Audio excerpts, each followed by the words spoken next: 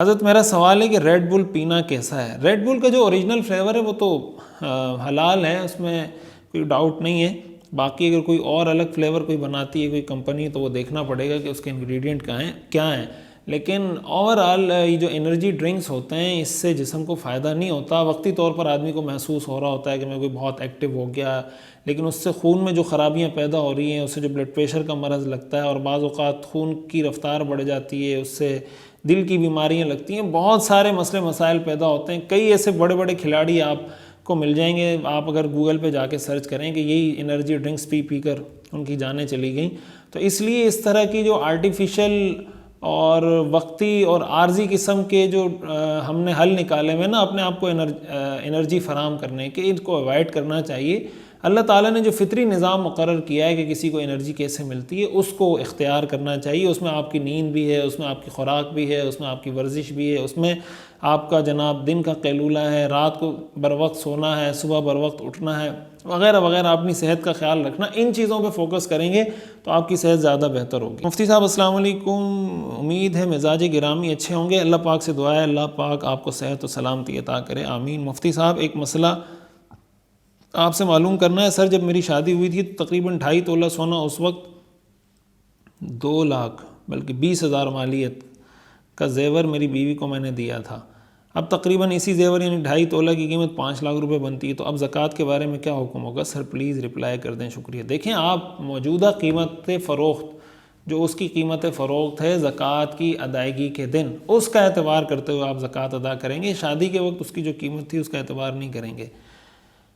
وہ بھی اس ایسی صورت میں کہ ظاہر ہے کہ سونے کی بات ہے تو سونا ہے گھر والی کے پاس تو گھر والی پر زکوٰۃ فرض ہوگی. اگر وہ آپ کی ملکیت میں آپ نے بطور مہر کے نہیں دیا، ویسے ہی اس کو دیا ہے تو ہاں آپ نے مہر کا لکھا نہیں، اگر بطور مہر کے نہیں دیا استعمال کے لیے دیا تو اس کی زکوٰۃ آپ پر فرض ہوگی. بہرحال بیوی پر بھی اگر کوئی زکوٰۃ لازم ہوتی ہے تو بہتر یہی کہ شوہر اس کی طرف سے ادا کر دے تو بہت اچھی بات ہے. مفتی صاحب سے میرا سوال ہے کہ اگر قرض پیسہ 5 سال بعد مل جائے تو اس میں زکوٰۃ کتنے سال کی ادا کی جائے گی؟ 5 سال کی ادا کی جائے گی، اس لیے کہ قرض دینے والا جو ہے زکوٰۃ اسی پر لازم ہوتی ہے.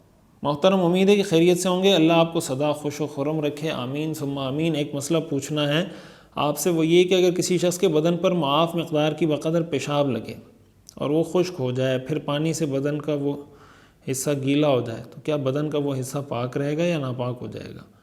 مفتی صاحب جواب دے کر ممنون فرمائیں. دیکھیں وہ پاک کیسے ہوگا؟ پانی اگر لگا ہے گیلا ہو گیا تو گیلا لگنے سے پاک تو نہیں ہوگا. پاک تو اس وقت ہوگا جب آپ اس میں پانی بہا دیں. اگر پانی بہایا نہیں ہے، جسٹ وہ گیلا ہو گیا تو وہ تو اور گندگی پھیلائے گا، وہ تو پاک نہیں ہوگا. تو ایسی صورت میں اس پہ پانی ڈال دیں.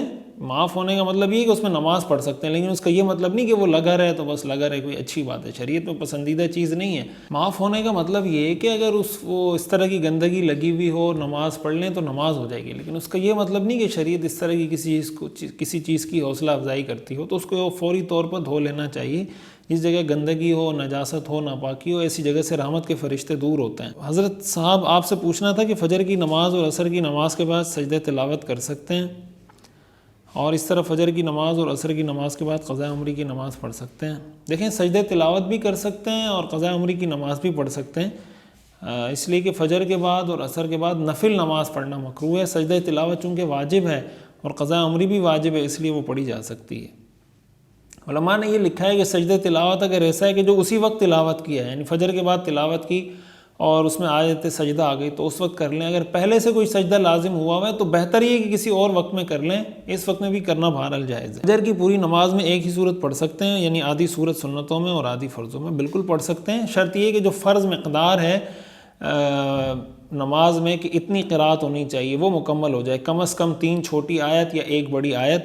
تو اگر ہر رکعت میں اتنی آیتیں پوری ہو رہی ہیں تو ٹھیک ہے بالکل.